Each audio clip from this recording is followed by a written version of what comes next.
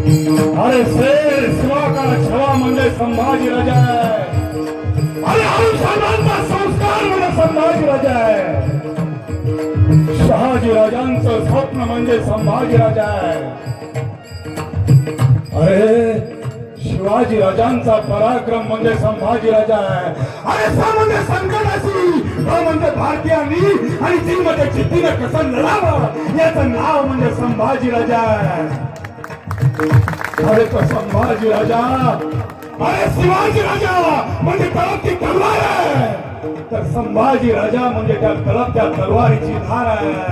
अरे शिवाजी राजा म्हणजे ज्वालामुखी आहे, तर संभाजी राजा म्हणजे त्या ज्वालामुखीतून निघालेला तप्त लावारस आहे. अरे संभाजी राजा 14 मे 1657 अरे पुरंदराच्या माथ्यावर सईबाईंच्या पोटी या पुत्ररत्नाचा जन्म झाला आणि अवघा 2.25 वर्षामध्ये आई विना पोरगा वाढू लागला. अरे आई गेली काय दुर्दैव आहे. बापाची संगत नाही, बापाची साथ नाही, बापाचा सहवास नाही, पण तरी संभाजी राजांचं शिक्षण चालू आहे. आऊ साहेबांना संभाजी राजांना अरे राजघरावर वेगवेगळ्या तज्ञांची नियुक्ती केली आहे. संभाजी राजांना वयाच्या 8व्या वर्षी 12 भाषा येतात. मराठी येते, हिंदी येते, इंग्रजी येते, हिब्रू येते, तामिळ येते, मल्याळम येते. संभाजी राजा 9 वर्षाचा झाला आणि राजकारणामध्ये प्रवेश आहे. संभाजी राजे 9.5 वर्षाचे झाले आणि आपल्या पिताश्री बरोबर आग्र्याला गेले. संभाजी राजे 10 वर्षाचे झाले. शिवाजी राजांच्या दरबारातील खटले संभाजी राजांच्या न्यायासमोर सादरकीव झाले. संभाजी राजे 14 वर्षाचे झाले. बुधभूषण ग्रंथ लिहिला. 15 वर्ष झाले. नायिका भेद 16 वर्षी. नखशिकांत 17 वर्षी. 7 शतक नावाचा ग्रंथ लिहिला. संभाजी राजे 18 वर्षाचे झाले आणि पहिल्यांदा युवराज झाले. संभाजी राजे 1680 साली आपल्या वडिला वाचून पोरके झाले. अरे वडील गेले, शिवाजी राजे गेले. अरे ज्यावेळेस आपला बाप जातो काय दुःख असतं हे माझ्या संभाजी राजाने सोचलंय. अरे कळत नव्हतं त्यावेळेस आई गेली, आजी गेली, बाप गेला आणि ज्यावेळेस स्वराज्याची परिस्थिती आपलीच माणसं संभाजी राजांच्या जीवावर उठली. अरे आपलं कुणाला म्हणावं हा प्रश्न संभाजी राजांच्या समोर. पण संभाजी राजानं एक विचार केला. अरे आबासाहेबांना निर्माण केलेलं स्वराज्य, आबासाहेबांच्या स्वराज्यासाठी अरे तोपर्यंत प्राण आहे तोपर्यंत आपण लढत राहायचं आणि स्वराज्याचा कारभार हाकत 1690 ते 1689 पर्यंत 9 वर्ष संभाजी राजानं 125 लढाया खेळल्या. पण एकाही लढाईमध्ये पराभूत न होणारा राजा म्हणून छत्रपती संभाजी राजांचं नाव घ्यावं. संभाजी राजा 1 फेब्रुवारी 1689 संभाजी राजांचा मुक्काम आहे संगमेश्वरामध्ये. अरे स्वराज्याची घाणी करायची आहे, शेतकऱ्याला बैलजोडी द्यायची आहे, आया बहिणींचं नांद करायचं आहे, अरे गोरगरिबाला मदत करायची आहे म्हणून संभाजी राजांचा मुक्काम संगमेश्वरात आहे. पण त्याच वेळेस कोल्हापूरमध्ये असणाऱ्या मुकरब खानाला आपल्याच काही गद्दार लोकांनी जाऊन सांगितलं, मुकरब संभा के पास सिर्फ 600 मौले है. आणि मुकरब खानाने 5000 पठाण घेतले आणि मुकरब खान कोल्हापूरून कोकणात उतरलाय संगमेश्वरावर. अरे एक पळत आला आणि ह्याने संभाजी राजाला सांगितलं, राजा राजा राजा घात झाला राजा. राजा मुकरब खान आलाय 5000 पठाणांची फौज घेऊन. जगदंब जगदंब जगदंब. अरे कधीच मती गुंग न होणाऱ्या संभाजी राजांची मती गुंग झाली आणि 70 वर्षाचे सरसेनापती मालोजी राजे घोडपडे सांगतात, राजा राजा तुम्ही निघा, रायगड जवळ करा राजा. हा 70 वर्षाचा मालोजी घोरपडे त्या मुकरबशी 2 हात करण. त्यावेळेस 32 वर्षाचा संभाजी राजे म्हणाले मालोजी बाबा, अरे म्हाताऱ्या माणसाला रणांगणावर लढाई लावायचं आणि तरुण तरण्यावांड पोरानं जीव वाचून निघून जायचं, हे संस्कार आबासाहेबांचे नाहीत. अरे बरोबर लढू आणि वेळ प्रसंगी बरोबर मरू सुद्धा. आणि बघता बघता तलवारीवर तलवारी पडू लागल्या. अरे ढालवर ढाल रक्ताच्या चिळकांड्या मांसाचा खच करू लागला.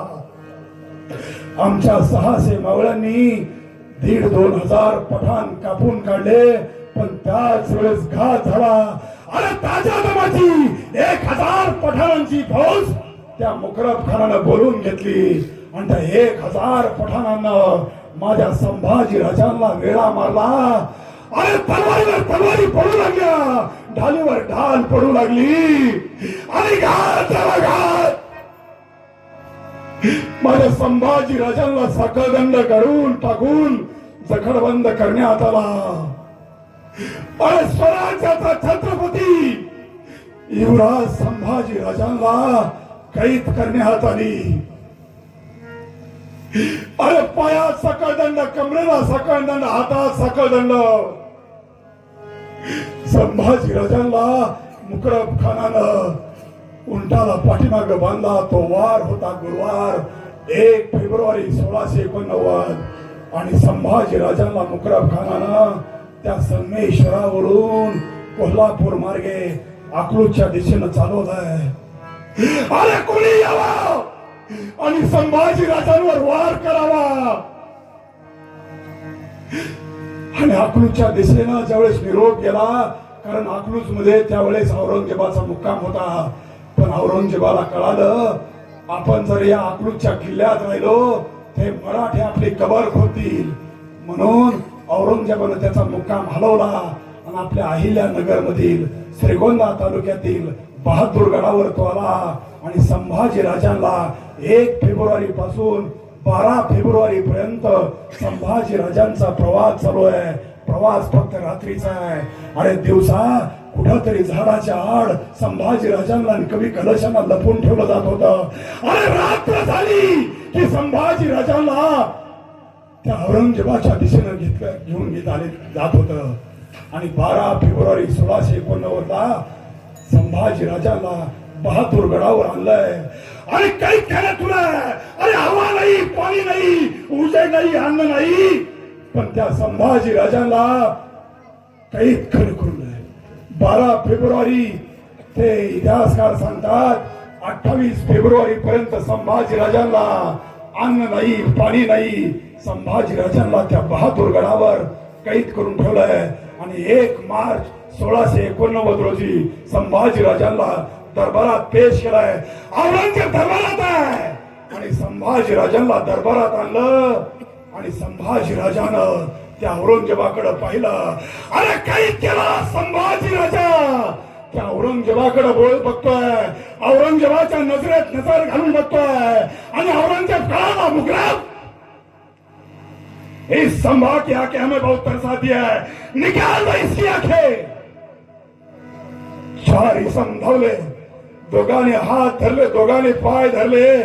एका जल्लादाने लाल बुंद सळ्या घेतल्या, संभाजी राजांच्या दिशेने निघाला. अरे संभाजी राजांच्या डोळ्यात त्या लाल बुंद सळ्या घालण्यात आल्या. अरे दूर निघाला, दूर. तरी आवाज नाही, आक्रोश नाही, का किंकाळी केली नाही, की जगण्यासाठी भीक मागितली नाही. का, कशासाठी? परत संभाजी राजांना काल कोठडी ठेवण्यात आलं. दुसऱ्या दिवशी 2 मार्च 1689 परत दरबार भरला.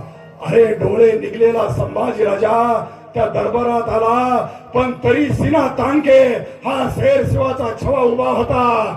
आणि आपली जबान त्या औरंगजेबाच्या समोर ललकारत होता. आणि औरंगजेबाला म्हणाला, औरंगजेब, अरे खऱ्या बापाची औलाद असेल तर ह्या संभाजीला सोडून दाखव, नाही तुझी इथंच खांडोळी केली तर आबासाहेबांचं नाव सांगणार नाही.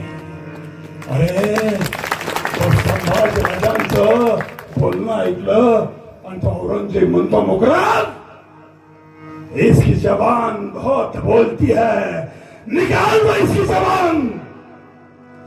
परत 4 इसम धावले, दोघांनी हात धरले, दोघांनी पाय धरले आणि एका जणाने जबडा उघडण्याचा प्रयत्न केला. जबडा उघडत नव्हता. अरे जबडा उघडेल कसा?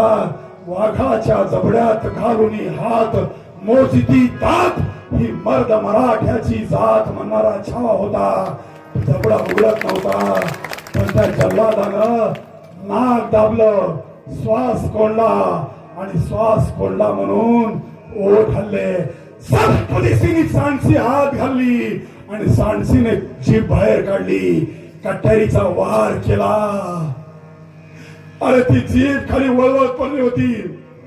अरे एखादा मासा पाण्याच्या बाहेर काढावा आणि तरफडावा ना, तशी संभाजी महाराजांची जीभ अशी तरफडत होती. अरे तोंडातून रक्ताची चिलकांडी वाहत होती.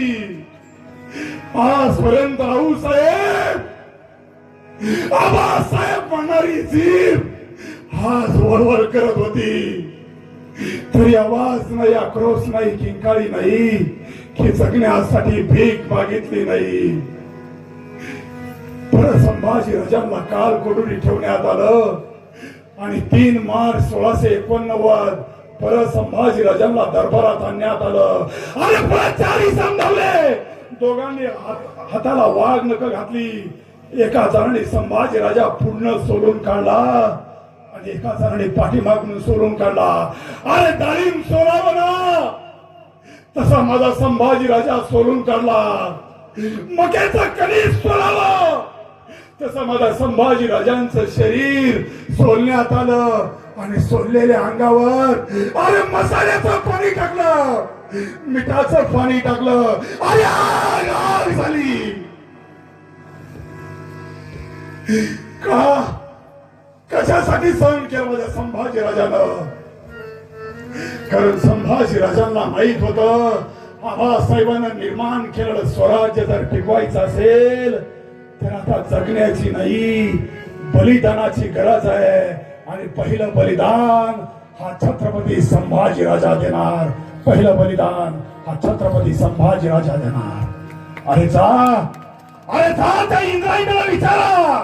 11 मार्च 1689 त्या औरंगजेबानं संभाजी राजांचे तुकडे तुकडे केले. धर्मासाठी संभाजी राजानं बलिदान दिलं आणि ते तुकडे त्या भीमा इंद्रायणीमध्ये टाकून दिले. आजही त्या भीमा इंद्रायणीचं पाणी अरे हातात घ्या आणि त्या भीमा इंद्रायणीच्या पाण्याकडे पहा. त्या भीमा इंद्रायणीच्या पाण्यामध्ये पुन्हा संभाजी राजांचं रक्त आणि संभाजी राजांचं शौर्य तुम्हाला खळखळून वाहताना दिसेल. जा बघा ती भीमा इंद्रायणी.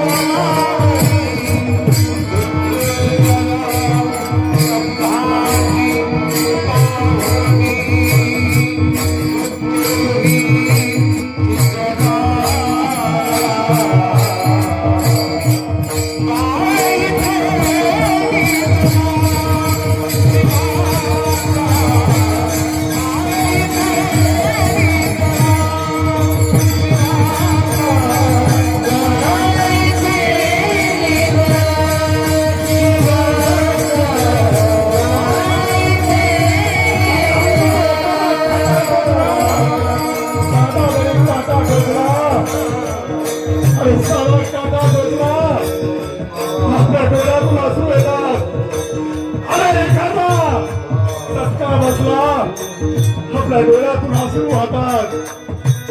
अरे रस्त्याने चालताना ठेच लागली.